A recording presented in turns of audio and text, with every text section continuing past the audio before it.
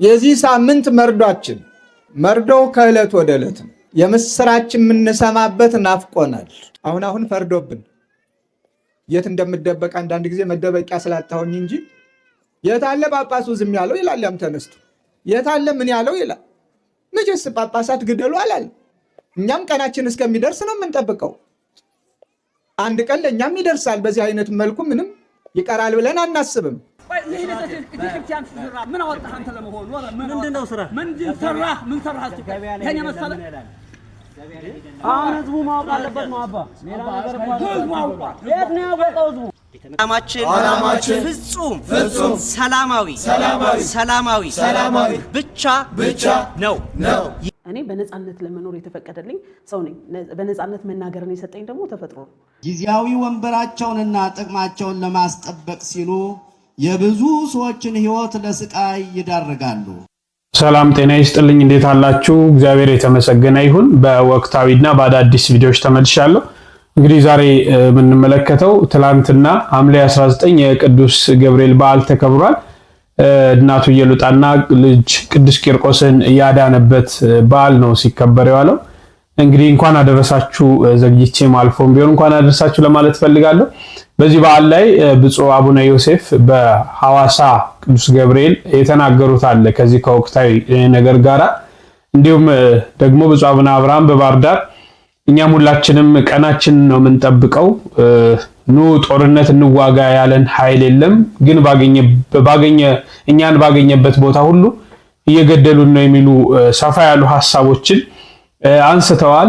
ያነሷቸውን ነገሮች እንመለከታለን። በአስቴር በዳኔም በኩል አንዳንድ ሐሳቦች ይነሳሉ። እነዚህንና ሌሎችን ነገሮች አስቃኛችኋለሁ። እስከ መርሐ ግብሩ ፍጻሜ አብራችሁን ቆዩ። ላይክ እና ሼር አድርጉት። እስቲ በቅድሚያ በዚህ በወሊሶ ማርያም አንድ የተከሰተ ነገር አለና እሱን እንመልከት። ምን አወጣህ አንተ ለመሆኑ? ምንድነው ስራ? ምንድን ሰራህ? ምን ሰራህ? ከኛ መሰለ አሁን ህዝቡ ማወቅ አለበት ነው አባ። ሌላ ነገር ህዝቡ ማወቅ የት ነው ያወቀው ህዝቡ? ቤተ መቅደሱ ይፍረስ ወይስ አይፍረስ? እሱ ብቻ አይደለም። ወጣቶች እንታውቁት የሚያስፈልግ ታላቁ አባት ብፁዕ አቡነ ዲዮስቆሮስ ቅዱስ የተባሉ በፓትርያርክ ደረጃ አጽማቸው በክብር ያረፈው ሌላ ቦታ አይደለም፣ እዚህ ቤተ መቅደስ ውስጥ ነው። ምን እንደሆነ ልንገራችሁ። በፓትርያርክና ከ10 በላይ ብፁዓን ሊቃነ ጳጳሳት ባሉበት ያረፈ አጽምን በእኩለ ሌሊት ቆፍረው አወጡት። የሰው ልጅ በእኩለ ሌሊት ይቀበራል። ቀብር እንኳን አንድ ሊቀ ጳጳስን አጽም በክብር ካረፈበት ቦታ ቆፍሮ ማውጣት፣ ይሄ ሁሉ ነውር ተፈጸመ። ይሄን ሁሉ ችለን እስከዛሬ ድረስ የቆየ ነው በፍጹም በመነጋገር ይሄን ችግር እንፈታለን ብለን በአጋጣሚ ሆኖ ደሳቸውም ከ2 ዓመት በፊት በአካል ተገኝተን አንድ ስምምነት ላይ ደርሰናል።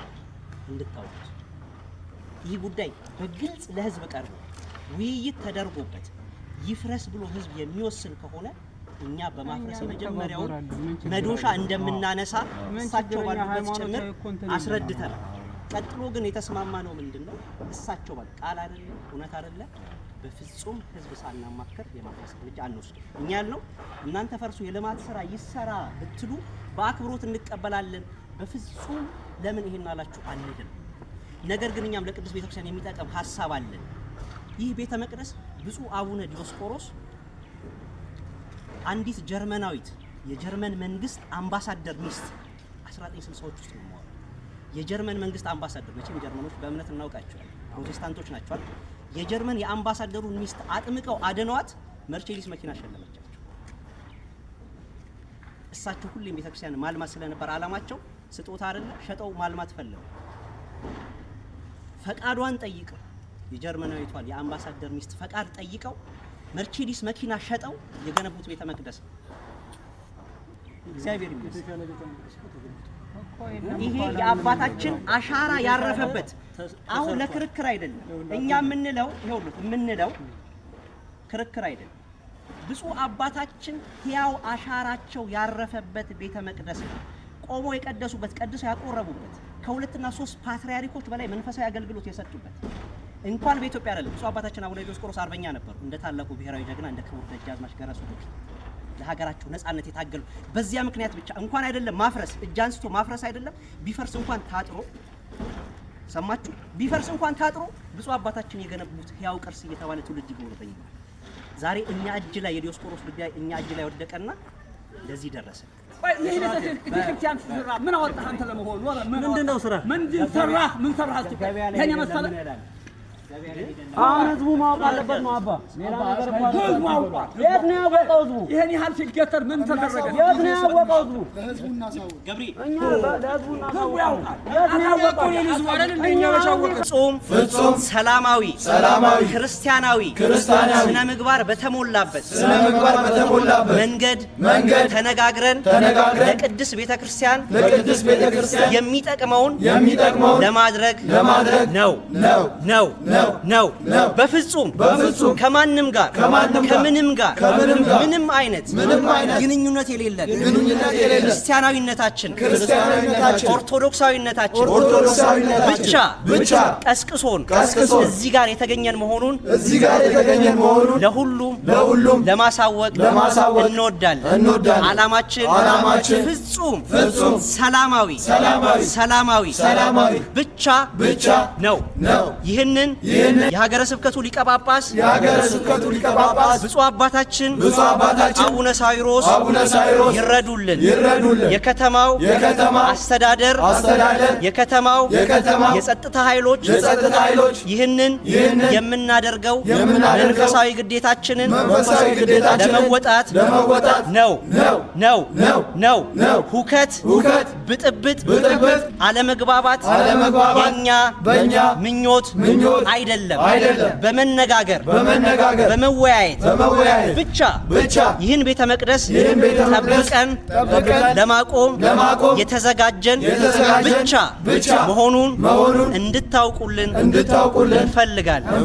አትፈርስም አትጠፋም በጠላት አትፈርስም አትጠፋም በጠላት ኢየሱስ ነው በደሙ የመሰረታት ኢየሱስ ነው ተዋጆን ያነሳ። እንደተከታተላችሁት ነው ወጣቶቹ ድምጻቸውን እያሰሙ ያሉት። ብፁዕ አቡነ ዲዮስቆሮስ በረከታቸው ይድረስና እሳቸው ግቢ ውስጥ በዚች ቦታ ውስጥ ያሰሯት ቤተክርስቲያን አለችና አሁን ያ ቤተክርስቲያን በሌላ በአዲስ ተተክቷል። የቀድሞ መቃኞ ይፍረስ አይፍረስ በሚሉ የተለያዩ ነገሮች ነው እየተነሱ ያሉት። ብዙ አሁን እርስ በርሳችን ዛሬ በቤተክርስቲያን ጉዳይ አጀንዳ የምንሰጣጥበት ጊዜ አይደለም። በተለይ ኦርቶዶክሳውያን በአንድነት የምንቆምበት ሰዓት፣ ችግሮቻችንም ደግሞ ወደ አደባባይ ሳይሆን በቤታችን ውስጥ ዘግተን የምንወያይበት ሰዓት ነው። ያ ቤተክርስቲያን መፍረስም ካለበት ለልማትም የሚፈለግ ከሆነ ከአካባቢው ህዝብና ማህበረ ካህናቱ አስተዳደሩ አውቀው ተግባብቶ ነው መሆን ያለበት። አስተዳደሩም ያለው ቅርስነቱን ምንድነው ብፁዕነታቸው ዛጋ በርካታ ነገር አድርገዋል። ያ ቤተክርስቲያን እንግዲህ ከዚህ ዓለም ድካም አርፈዋል። ብፁዕ አቡነ ዲዮስቆሮስ የቀድሞ ሊቀ ጳጳስ ናቸው። ያችን ቤተክርስቲያን ሰርተው ነው በዛ ውስጥ ብዙ ነገሮች ሲካሄዱበት ነበርና ይሄ ቤተክርስቲያን የእሳቸው ማስታወሻ ነው፣ ቅርስ ነው። ለዚህ የደረሰው በዚህ ነውና መፍረስ የለበትም። መፍረስም ካለበት ደግሞ ህዝቡ አምኖ አንድ ላይ ተነጋግረን የሚሉ ሐሳቦች ናቸው እየተነሱ ያሉት። ስለዚህ ይህንን ወደ ሚዲያ ይዞ መውጣት፣ መጨቃጨቅ፣ ዛሬ የኛን ክፍተት የሚፈልጉ ዛሬ የኛን መበታተን የሚፈልጉ በርካቶች አሉ። በክፍተቶቻችን መካከል እየገቡ እኛ አንድ ሳንሆን ስንቀር ደግሞ የሚያጠቁን አጀንዳ የሚሰጡን ሰዎች ስላሉ እነዚህን ነገሮች ዘግታችሁ የምትወያዩ የሚመለከታቸው አካላትም ደግሞ ሀገረ ስብከቱም ሊቀ ጳጳስ ይሄንን የሀገረ ስብከቱም ሰራተኞች ይሄንን ተመልክታችሁ የሚሆነውን ተገቢ ይሆናል የምትሉት ለቤተክርስቲያን የሚጠቅመውን ህዝቡም ሳይቆጣ ታሪኩም ሳይጠፋ የብፁዕ አቡነ ዲዮስቆሮስም ማስታወሻነት ሳይጠፋ ይሄንን ነገር ማድረግ አለባቸው። የተደረጉት ነገሮች ለምሳሌ የብፁዕነታቸው አጽም ከዛ ሲወጣ በሌሊት ነው ተቆፍሮ የወጣውና እነዚህ ነገሮች አግባብ አይደሉም። መቼም እኚህ አባት እኚህ ሊቀ ጳጳስ ያደረጓቸውን ነገሮችም መርሳት ስለሌለብን ከህዝቡ ጋራ ከአካባቢው ማህበረሰብ ጋራ ከሚመለከታችሁ ጋራ ተወያይታችሁ መፍትሄ አምጡ እንጂ በትንሽ በትልቁ ምንጨቃጨቅ ምንጣላ ከሆነ ይሄ ከባድ ነው ብዬ አስባለሁ። እሺ ወደ ብፁዕ አቡነ አብርሃም እንለፍ። ቅድሚያ ብፁዕ አቡነ አብርሃም ምንድነው ትላንት ያስተላለፉት መልእክት? በክርስቲያኑ ሀገር በክርስቲያኑ ደሴት የክርስቲያን ሀገር ተብላ በምትጠራው በኢትዮጵያ ክርስቲያኖች በየቦታው ሰማዕትነት መቀበላችን ብቻ ነው። ይሄ ይገርማል። ይሄ ያስደንቃል። ምክንያቱም በሌላው ክርስቲያኖች ሰማዕትነትን ተቀበሉ ስንል ለጣዖት ስገድ አንሰግድም፣ እኔ የማመልከውን አምልክ አላመልክም፣ የኔን ሐሳብ ተቀበል ከክርስትና ውጭ አልቀበልም፣ እማመልከው ሰማያትንም ምድርንም እኔንም አንተንም የሚታየውንም የማይታየውንም የፈጠረውን እግዚአብሔርን ብቻ ነው በሚል ነበር። ዛሬ ደግሞ ገዳዮቻችን ምን ብለው እንደሚገሉንም ቅጡ ጠፍቶብናል።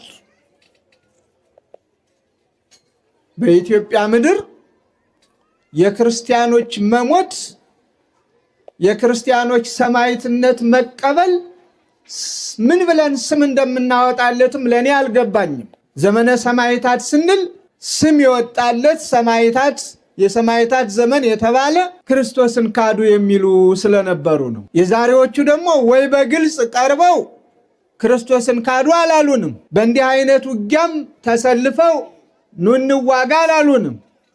ግን በያገኙበት ይገሉናል፣ በያገኙበት ነፃነታችንን የሚያሳጡን በስተዋል።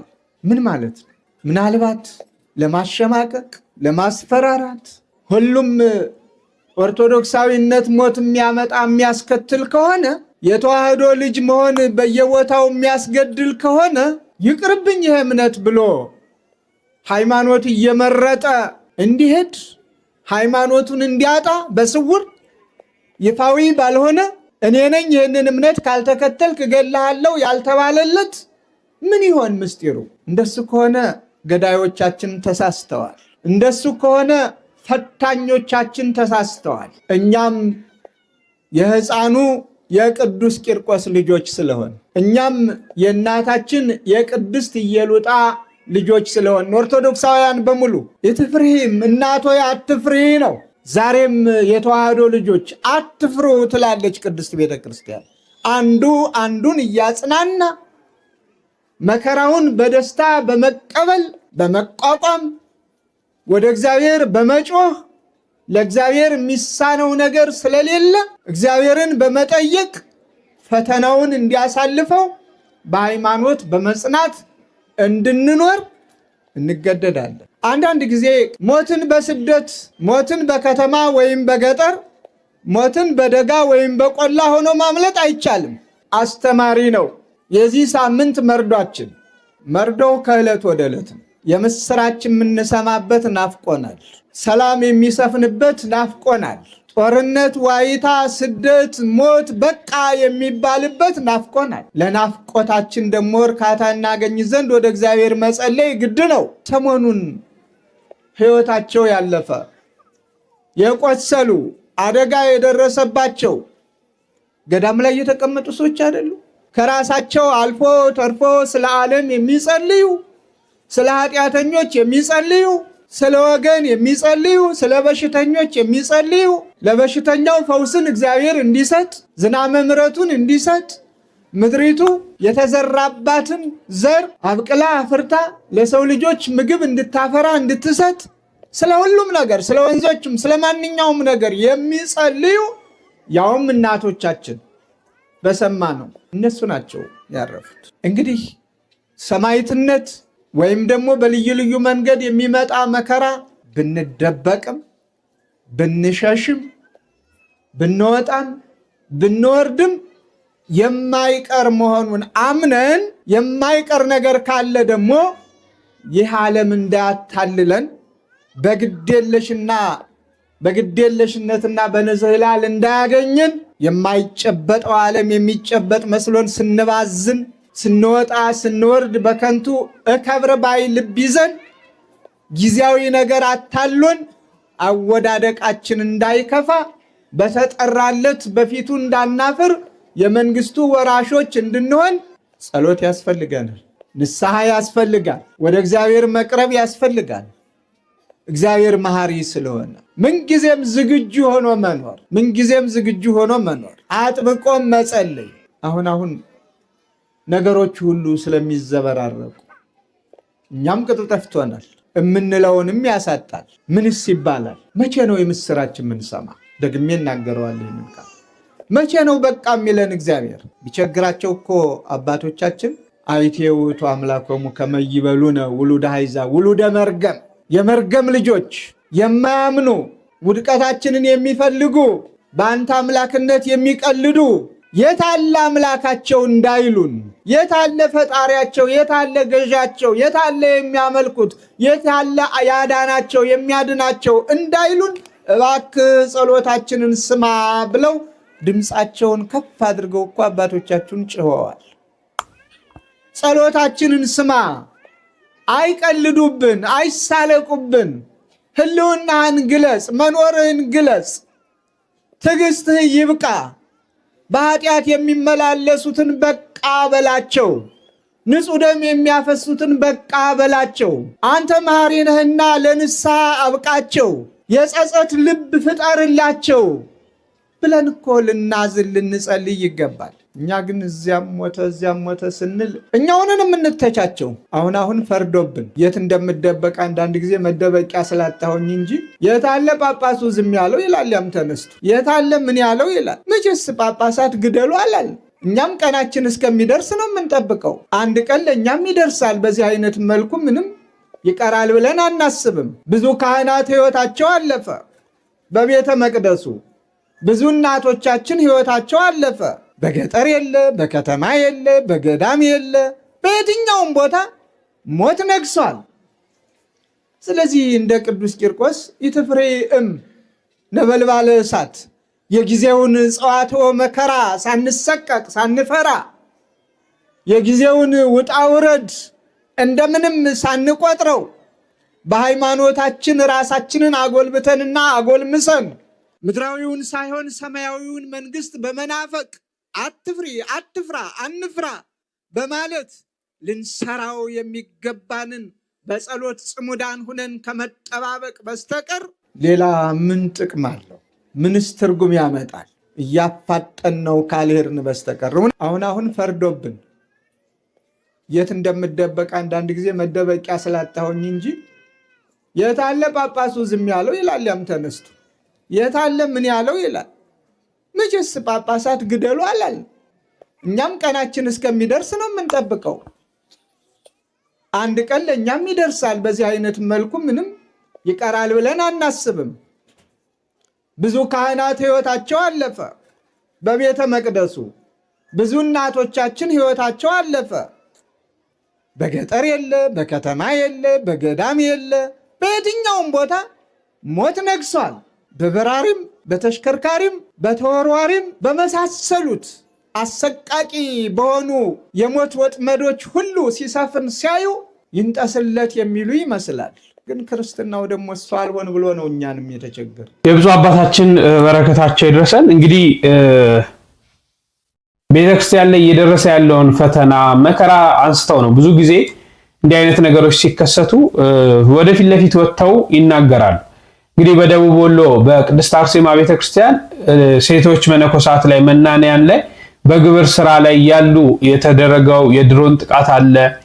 በየቦታው ኦርቶዶክሳውያን በየጊዜው ነው የምንገደለው። አብያተ ክርስቲያናት ሰሞኑን ታስታውሳላችሁ፣ የቅዱስ እስጢፋኖስ ቤተክርስቲያን ሙሉ ለሙሉ አቃጥለውታል፣ አፍርሰውታል። ካህናቱን እያሳደዱ በሌሊት እየደበደቡ ብዙ ነገሮችን ነው እየሰማን ያለነውና ቤተክርስቲያኒቷ ላይ እየደረሰ ያለውን መከራ ነው ሲገልጹ የነበረው።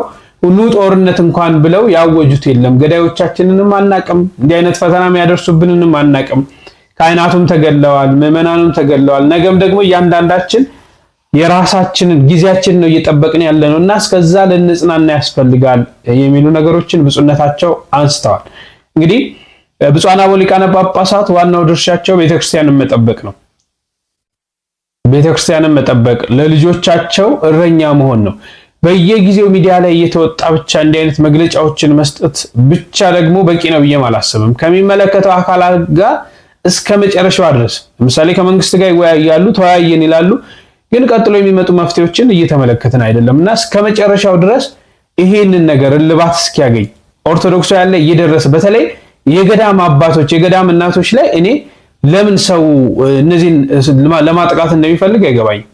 እነዚህ የገዳም ሰዎች እኮ ዓለም በቃኝ ብለው እኛ ያጓጓችን ዓለም የምንኖርባትን ዓለም የምንባላባትን ዓለም ትተው ነው የሄዱት። ዓለም በቃኝ ብለው ለዓለማውያን የሚጸልዩ ናቸው በገዳም የሚኖሩ ሰው። ያውም ደግሞ የማንንም ሰላም አይነኩም። እዛ ተደብቀው ጫካ ውስጥ የሚኖሩትን ፈልጎ ዓለማውያን እናንተን አንፈልጋችሁ ብለው ትተው ሸሽተው ስለኛ እየጸለዩ ሄዶ እነዚህ ሰዎች መግደል ማለት ነው። እኔ ዘንድሮ ኦርቶዶክሳውያን ላይ ምን እንደመጣ አላውቅም። ብቻ ዞሮ ክፉ መንፈስ መጥቶብናል። እርስ በርስ የሚያባላ ሰው እንዴት ባዕድ እንኳን እኮ አልመጣብንም ማለት። ኦርቶዶክስ እኮ ለዚች ሀገር ባለውለታ ናት። ይሄ ማይካዳቅ ነው። ፕሮቴስታንቱ፣ ሙስሊሙም ማንም ሰው ያውቃል። በየጊዜው እንናገራለን ባንደበታችን፣ ግን ተግባራዊ እያደረግን አይደለምና ሲኖዶሱም ቢሆን ብፁዓን አበው ሊቃነ ጳጳሳት በየፊናችሁ መናገራችሁ መልካም ነው። ግን ምን አይነት መፍትሄ እናምጣ? ምን እናድርግ? መቼ ነው ይሄንን እኛ በዘመናችን በቃ ምንለው? የታሪክ ተወቃሽ አንሆንም ወይ የሚሉ ነገሮች ተነስተው በስርዓቱ ውይይቶች ተደርገው እስከ መጨረሻው ድረስ ለኦርቶዶክሳውያን ህልውና እስኪሰጥ ድረስ መታገል አለባቸው ብዬ አስባለሁ። አዎ ኦርቶዶክሳውያን በምድር ስንኖር ፈተና መከራ ይበዛብናል። በዛ መከራ ውስጥ በዛ ፈተና ውስጥ እያለፍን የድል አክሊልን እንቀዳጃለን። ግን ያለ አግባቡ ስንገደልስ? የብፁዕ አቡነ ዮሴፍንም ደግሞ በሐዋሳ ገብርኤል ያሉትን ላስቃኛችሁ። ጊዜያዊ ወንበራቸውንና ጥቅማቸውን ለማስጠበቅ ሲሉ የብዙ ሰዎችን ሕይወት ለስቃይ ይዳርጋሉ። ስለዚህ እንደ ትልቅ ጀብድም ይቆጥሩታል።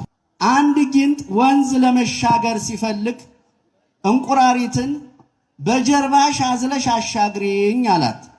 ብትነድፈኝስ አለችው። ብነድፍሽ እኮ እኔም አብሬሽ እሰምጣለሁ አልነድፍሽም አላት። እሷም አምናው አዝላው ጉዞ ጀመሩ።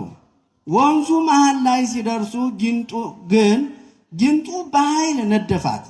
እንቁራሪቷም ልትሰጥም ስትል አብረን እንደምንጠፋ እያወክ ለምን ነደፍከኝ ስትለው ጊንጡም ምን ላድርግ መንደፍ ተፈጥሮዬና ባህሪዬ ስለሆነ መቆጣጠር አልቻልኩም አላት። ዛሬ በኢትዮጵያ ውስጥ ያሉ አንዳንድ የጥፋት ሰዎች ሀገር ስትጠፋና ሕዝብ ሲያልቅ አብረው እንደሚጠፉ እያወቁ ከጭካኔና ከመከፋፈል ባህሪያቸው መመለስና መውጣት አልቻሉም። እናንተ የፍኝት ልጆች ክፎች ስትሆኑ መልካም ለመናገር እንዴት ትችላላችሁ? በልብ ሞልቶ ከተረፈው አፍ ይናገራል። መልካም ሰው ከልቡ መልካም መዝገብ መልካም ነገርን ያወጣል። ክፉ ሰው ከክፉ መዝገብ ክፉ ነገርን ያወጣል እንዳለ ጌታ እንዳለ ቅዱስ ማቴዎስ እንደጻፈልን። አሁን ላይ ሁሉም ነገር ግራ የሚያጋባ ከመሆኑም ባሻገር በምትኩ ራስ ወዳድነት፣ ጭካኔ፣ ውሸትና የሌላውን ሕይወት አጥፍቶ ሀብትና ስልጣን የማካበትና የመሰብሰብ ባህል እየሰፋና እየገነነ መጥቷል ማለት ይቻላል። በዚህ ዘመን የሀገራችን ኢትዮጵያ ወቅታዊ ሁኔታ ስንመለከት በታሪክ የምናውቀውን የጨካኙን ገዥ ተግባር በግልጽ ያስነብበናል። በሀገራችን በየአቅጣጫው የሚታየው አለመረጋጋት፣ የሰላም እጦት፣ የወንድማማቾች ጦርነት፣ መፈናቀል፣ ረሃብና ፍርሃት በየደረጃው ከተቀመጡና ኃላፊነታቸውን በአግባቡ ከማይወጡ ኃላፊዎች አስተሳሰብ የመነጨ ሆኖ እናገኘዋለን። በዚህ ዘመን እግዚአብሔርን የማያውቁና የማያምኑ ሰዎች በምድራችን ላይ ስለበዙ ብዙ ንጹሐን ክርስቲያኖች ያለ ጥፋታቸው እንደ ቅዱስ ቂርቆስና ቅድስት ኢየሉጣ በእሳት ውስጥ ተጥለው በብዙ ችግር እየተሰቃዩ ያሉበት ዘመን ነው። በአሁኑ ሰዓት የሀገራችን ሕዝብ ያለበት የኢኮኖሚ ሁኔታ ልክ እንደ ፈላ ውሃ የሚያቃጥል ነው። የኑሮ ውድነትን መሰረት በማድረግ ድህነትና ረሃብ እንደ እቶን እሳት የብዙ ሰዎችን ቤት እየበላና እያፈረሰ ነው። ፍትሐዊነት በጎደለው መልኩ ሀገሪቱ የጥቂት ሀብታሞች መኖሪያና የብዙ ድሃ ህዝቦች መሰቀያ መሆን የለባትም። በስልጣንና በገንዘብ በናወዙ ሰዎች ምክንያት በሚሊዮን የሚቆጠሩ ድሆች የዕለት ምግብ ማዘጋጀት አቅቷቸው በጭንቅ ሰዓት ውስጥ እየተቃጠሉ በመሆኑ ሰዎች አብዝተው ወደ እግዚአብሔር የሚመለሱበት ዘመን መሆን አለበት። ለድሃ ቸርነትን የሚያደርግ ለእግዚአብሔር ያበድራል፣ በጎነትንም መልሶ ይከፍለዋል እንዳለ ጠቢቡ ሰሎሞን። እንደተከታተላችሁት ነው። ሰፋ ያሉ ነገሮችን አንስተዋል። ብፁዕ አቡነ ዮሴፍም እየደረሰባት ቤተክርስቲያን እየደረሰባት ያለውን ፈተና በሚገባ ተናግረዋል። ለመጣው ህዝብ ድምጻቸውን አሰምተዋል። መልካም ነው ብዬ አስባለሁ። ወደ አስቴር እንለፍና እንግዲህ ሰሞኑን ታስታውሳላችሁ የሆነ ብሔርና የሆነ ሃይማኖትን ብላ የጠቀሰችው ታስታውሳላችሁ። እስቲ በዚህ ላይ የእሷንም ሐሳብ ያነሳችሁ ነው የተናገረችውና ዮኒ ማኛ እንዲሰጠው ማብራሪያ አለ ሲሆን አማራና ኦርቶዶክስ ላይ ፎከስ ያደረገ የጥላቻ ስራ መስራት እንደሚሰራ ነው የምታየው። ስለዚህ ከአማራ ህዝብና ከኦርቶዶክስ ጋር ከፍተኛ ጸብ ብልጽግና እንዳለው ያሳያል። ግልጽ የሆነ ንግግር ነው። ምክንያቱም እያንዳንዱ ብልጽግና ጋር ያሉት አማራና ኦርቶዶክስ ላይ ያነጣጠረ ጥላቻ ሲዘሩ በየጊዜው እናያለን። በየጊዜው ብልጽግና ነኝ ያለ ሰው ጤናማ ንግግር ስለ ኦርቶዶክስና ስለ አማራ ህዝብ አያወራም። ትልቁ ፕሮብለም ያለበት ካያችሁ እንደዛ ነው። እና አስቴር በዳኔ ምን አለች?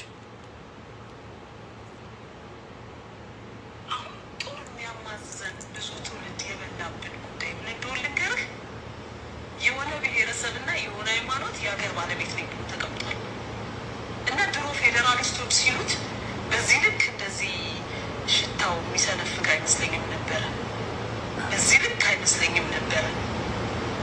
ግን ለቃ መሬት ላይ ያለው ሀቂ እሺ፣ ሀቁ ነው አይደል? ኦኬ። የኦሮሞ ልጆች ያሏትን ልስማ፣ ስሙ። አስቴር በዳኔ ማንነቷን ንቃ ክዳ ሌላ ማንነት ለመላበስ ስትጋጋጥ የነበረች ሴትዮ ነች። ከዛም አልፋ ደግሞ የኦሮሞ ልጆችን ለማሸማቀቅ ለማሳቀቅ በጣም ብዙ ትደግም ነበረ። ታፕታፕ ኮፒ ሊንክ ቤተሰብ ከዚህ በፊት ልሞትላችሁ ልሰቀልላችሁ ስትላቸው የነበሩትን ሰዎች ነካክታችኋለች። ራሷ ላይ አዝምጣለች። እኛ ምንም አያገባንም። የራሷን ማንነት ትታ ነው ስትዞር የነበረችው። ዙረት የለማለች ውሻ ለአፏ ሊጥ ካልሆነ ለወገቧ ፍልጥ አጣጣም ይባላል እና ከቻላችሁ ደግሞ ወገቧን በፍልጥ በሉልን። ምንም አንጠይቃችሁ። ስለሷ ምንም ነገር አያገባንም። አስቴር በዳኔ ሳትሆን አስቴር በዳኔ ማንነቷን ንቃ ወንዳታ የኦሮሞ ልጆች ያሉትን ሰማችሁ አይደል? የኦሮሞ ልጆች ምን አሉ? ማንነቷን ንቃ ምን ብላ ሌላ ነገር ውስጥ ገብታ ነበረ፣ ስታሽቃብጥ ነበረ። ታዬ በጋሌም ይሄን ሲያደርግ ነበር። ማንም ብለዋቸው አይደለም። የአማራ ህዝብ ለእኔ ካልደገፍከኝ አልወድም ያለ የለም። አንድም አታመጣልኝ። የአማራ ህዝብ የራሱ ባህል፣ የራሱ ማንነት፣ የራሱ እምነት፣ የራሱ ቋንቋ፣ የራሱ መገለጫ ኢትዮጵያ ውስጥ ብዙ ነገሮች ያሉት ህዝብ ነው።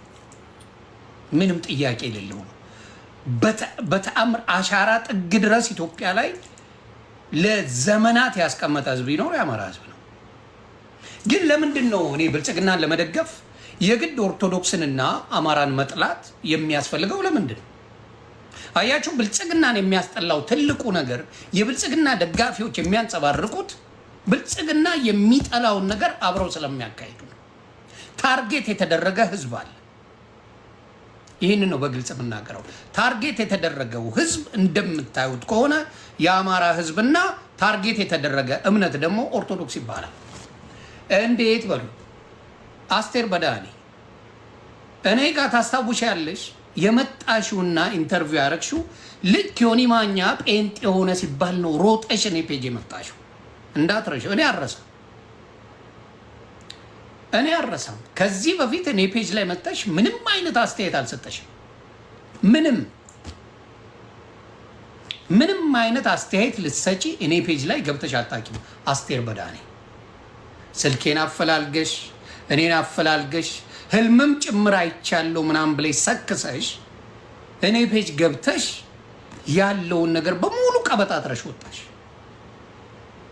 እኔ አዳምጣለሁ ለምን እንደሚመጣ አንድ ሰው ምናምን በደምብ እምበላ ሰው ሰው ምንድነው አሁን ኢትዮጵያ ውስጥ ያንቺ የናንተ ትልቁ ችግር ብሔር ተኮር ሃይማኖት ተኮር ነገር ስታደርጉ ገደል ትገባላችሁ።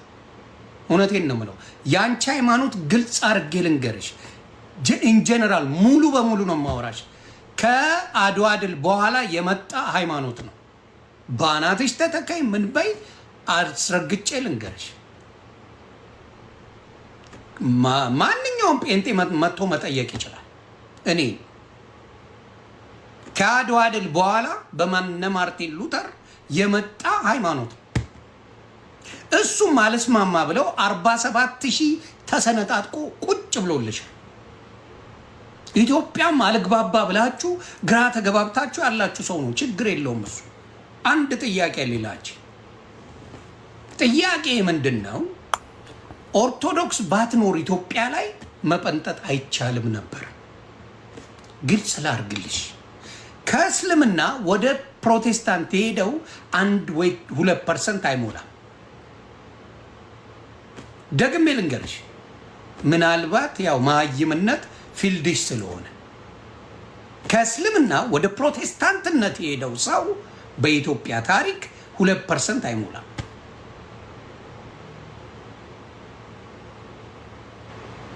ተግባባን? አብዛኛው ወደ ፕሮቴስታንት ሄደው ከኦርቶዶክስ በመውጣት የኦርቶዶክስ ወንድም እህት አጎት ምናምን ምንም አይመስለው። እኔ ራሱ ስጠመቅ አብረውኝ የነበሩት ልጆች ኦርቶዶክሶች ናቸው። በጣም ሃይማኖታቸው የሚወዱ የኦርቶዶክስ ወንድሞቼ ኖ ፕሮብለም፣ ልዩነት በመሃላችን አይፈጥርም የሃይማኖት መቀየር ብለው ነው የመጡት። አንቺ ዝምባሟ ልንገርሽ፣ ዝምባም ነው የምልሽ። አንቺ ማናት ያቺ እካክ ደሞ አለች፣ ስሟን ጥሩልኝ። እኔ ጌታ ኢየሱስን መውደድ ነው እንዴ? ዘርፌ የምትባል ዝምባ፣ እኔ ኢየሱስ መውደድ ነው ያስጠላኝ፣ ያስገፋኝ። ይሄ ነው ችግራችሁ። የእስላም ሀገር ቢሆን ኢትዮጵያ ጴንጤ የምትባል አትኖርም ኢትዮጵያ ላይ። አፕራምሽ ግልጽ የሆነ አማርኛ ነው የማወራው። ግልጽ የሆነ እውነተኛ ሀቅ ነው የማወራው። ኦርቶዶክስ ቤት ውስጥ ግን ምን አለ? ፍሪ ዊል የምትል እምነት ናት ኦርቶዶክስ። በጣም እኮ የሚገርም ነው። መቼም ኦርቶዶክስን ለመንካት ማይደረግ ነገር የለም። የሆነ ብሔረሰብና የሆነ ሃይማኖት ነው ሀገሪቷን እንዲያደረጋት ያለው የሚል የሚመስል እንግዲህ እዚህ ውስጥ ኦርቶዶክስ ተዋህዶን ለመንካት ማለት ነው። ሀገሪቷ የግል ሀብታቸው ትመስል እንዲየበጠበጡ የጦርነት ቀጠና እንድትሆን ያደረጓት እነዚህ ናቸው፣ የሆነ ብሔርና የሆነ ሃይማኖት። ዛሬ ሃይማኖቱንም ከብሔር ጋር እየተገናኘ ነው። እኔ በጣም የሚገርመኝ የኦርቶዶክስ ተዋህዶ እምነት ሃይማኖቷ የአማራ ብቻ እስኪመስል ማለት ነው። ምን አይነት አስተሳሰብ ውስጥ እንደገባን አላውቅም። ሃይማኖትንም በብሔር ከፍለነዋል። ሃይማኖትንም በዘር ከፍለነዋል። እርስ በርሳችን መከፋፈላችን ሳያንስ ሃይማኖትን ይሄ ሃይማኖት የዚህ ማህበረሰብ ተከታይ ነው እስከመባል ማለት ነውና በዛም በዛም ይቺን ቤተክርስቲያን ለመንካት ማይደረግ ነገር የለም። እየተገደለች ያለችው እየተቃጠለች ያለችው ለማጥፋት የሚደረገው እዚች ሃይማኖት ነው። ግን እቺ ሃይማኖት ናት ደግሞ ሌላ ስራ እየሰራች ተብሎ የሚሰጥበት መንገድ አለ እና ከዚህ ጋር ተያይዞ እንግዲህ በነፃነት መናገር እችላለሁ ትላለች። እኔ በነፃነት ለመኖር የተፈቀደልኝ ሰው ነኝ። በነፃነት መናገርን የሰጠኝ ደግሞ ተፈጥሮ ነው፣ እግዚአብሔር ነው የሰጠኝ። ሐሳቤን እናገራለሁ። ስናገር ግን የሆነ ለመወደድ ለመከበር የሆነ ደረጃ ለማግኘት ከህብረተሰቡ መሃል ምናምን ሳይሆን I am the part of the society። እኔ እዚህ ሀገር ላይ ቤተሰብ መስርቼ እምኖር ሰው ነኝ። ለሌሎች ህፃናትም የህፃናት መጽሐፍ ደራሲ እንደመሆኔ መጠን ለሌሎች ህፃናትም የሚኖሩባት ሀገር እንዲኖራቸው ፈልጋለሁ፣ ሳላዳላ ማለት ነው። ስለዚህ መጀመሪያ ያንን አይነት ንግግር የምናገረው ለራሴ ጭምር ነው፣ ለልጆቼ፣ ለቤተሰቤ። ኢትዮጵያ ውስጥ ያሉ ልጆች ነገ ሀገር እንዲኖራቸው በዝምታ ለምን እናልፋለን? ሞቲቫችን ማለት ነው ስህተት ታርሞ የተስተካከለ ነገር እንዲመጣ ከማሰብ ማለት ነው። እና በዛ ምክንያት ትናገራለህ። ግን አሁን አካባቢ ያለውን ነገር ሳየው ማለት ነው ዝም ማለት ራሱ አይፈቀድልህም። በፊት እኮ ስንለፈልፍ የነበረው ማለት ነፍሳችንን አስይዘን ስንለፈልፍ የነበረው አሁን እየከፋ የመጣው ዳሜጅ ምናልባት የመቀነስ ኃይል ካለው ብለን ነበር አይደል? ግን ተናግረህም ለውጥ የማይመጣ አይነት ነገር ከሆነ ለምን ትሰቃያለህ? ሰው በነፃነት የመናገር መብት አለው። ግን ለሚናገረው ነገር ደግሞ ኃላፊነት ሊወስድ ይገባል። ኃላፊነት የሚያስጠይቁ ነገሮችን ዝም ብሎ በነፃነት መናገር ይቻላል? ዝም ብለን ተደስተን የፈለግነውን አንድ ሰው ከተጣላን በዛ ሰው ያ ሰው ያለበትን ብሔረሰብ እያነሳን መስደብ አለብን እንዴ? ሰዎች ለምሳሌ ከኦርቶዶክስ አማኝ ጋር ቢጣሉ ሃይማኖቷን መስደብ አለባቸው ማለት ነው? ግዴላችሁም ዛሬ እንደ ልብ ብንናገር ነገ የሚባለውን እናስብ፣ ታሪክን እናስብ። ይህች ሃይማኖት ምንም ያደረገቻችሁ ነገር የለም። በተለይ ኢትዮጵያ ኦርቶዶክስ ተዋሕዶ ቤተክርስቲያን አማኝ ላልሆነው እንኳን የምትጸልይ ናት እኮ። ፖለቲከኛውም ምኑም ሁሉም እየተነሳ ጣቱን የሚቀስርባት። ስለዚህ ብሔርንና ሃይማኖትን እንለይ። በመጀመሪያ የኢትዮጵያ ኦርቶዶክስ ተዋሕዶ እምነት የአማራ ኦር የኦሮሞ ኦር የትግሬ ብቻ አይደለም፣ የሁሉም ነው። ክርስቶስ ለተወሰነ አካል አይደለም እዚህ ምድር ላይ የመጣው። ዋጋ የከፈለ ለተወሰነ ብሔረሰብ አይደለም። ዛሬ ነው ብሔርም እያልን ያመጣ ነው፣ ለዓለም በሙሉ ነው። ስለዚህ ይህቺ ቤተክርስቲያን ደግሞ በኢትዮጵያ ውስጥ አሁን እየከፈለችው ያለው ዋጋ እየሆነባት እየደረሰባት ያለው መከራ ከኛ በላይ እናንተ ታውቁታላችሁ። ገዳይ እንደሆነችም ሀገሪቷ የጦርነት ቀጠና እንድትሆን ያደረገችውም ይቺ ናት ብሎ መናገር እኔ እንጃ ህሊና ራሱ እንዴት እሺ ብሎ እንደሚታዘዝ አላውቅም። እግዚአብሔር ብቻ ለሁላችንም ልቦና ይስጠን፣ ሀገራችንን ሰላም ያድርግልን። እያንዳንዳችን ባይዘዌ ለሀገራችን ምናደርጋቸው አስተዋጽኦች አሉ። መጸሎት ማድረግ አለብን። እግዚአብሔር ይሄን መንፈስ አሁን እርስ በርስ የሚያባላንን እርስ በርስ የሚያጨካክነን ባዕድ ቢመጣብን ምን እንደምንሆን አላውቅ። በየቦታው ያለው ነገር ማለት ነው የሆነ ላያችን ላይ ያለ መንፈስ አለና እግዚአብሔር ይሄንን ነገር እንዲያርቅልን ሰላሙን እንዲያመጣልን በጸሎት ልንተጋ ያስፈልጋል ብዬ አስባለሁ። ብፁዓን አበው ሊቃነ ጳጳሳትም በየጊዜው የምታረጓቸው ነገሮች እናደንቃለን። ህዝቡ ይሄን ነገር ይፈልጋል። ከልጆቻችሁ ጎን መሆናችሁን ማወቃችን ትልቅ ነገር ነውና ግን ከኛ በላይ ደግሞ እናንተ ታሪክ መፍጠር ስለምትችሉ ባላችሁ ዘመን በተሰጣችሁ ስልጣንና ጸጋ ተጠቅማችሁ ከሚመለከተው አካል ጋር ተነጋግራችሁ ቤተክርስቲያን መቼም ጦርነት አታውጅም እኮ ግን ልጆቿን መጠበቅ አለባት። በከንቱ ሲሞቱ ይሄ ለሰማዕትነት የመጣ አይደለም። በከንቱ ሲሞቱ፣ በከንቱ ሲታረዱ፣ በከንቱ አብያተ ክርስቲያናት መሄድ ሲያቀታቸው፣ አብያተ ክርስቲያናቱ ሲፈርስ ሲቃጠል ደግሞ ይሄ ጽድቅ አይደለም ባይዘው። ስለዚህ ይህንን ነገር ማስቆም አለባችሁ ብለን እናስባለን። እግዚአብሔር ይርዳን። በሌሎች መረጃዎች እስከንገናኝ ቸር ቆዩልኝ።